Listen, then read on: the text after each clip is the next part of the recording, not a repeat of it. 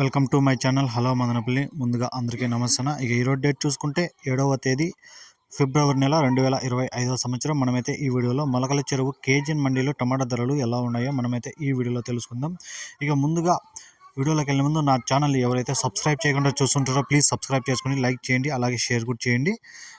ఇక ముందుగా మొలకల చెరువు టమాటా ధరల విషయానికి వస్తే ఇక్కడ జ్యూస్ కాయలు మొదటగా చూసుకుంటే 40 రూపాయలు, 50 రూపాయలు, 60 రూపాయలు అయితే జ్యూస్ కాయ అయితే పడుతుంది. కొంచెం గోళీలు బాగుంటే 70, 80, 90 కూడా పడ్డాయి.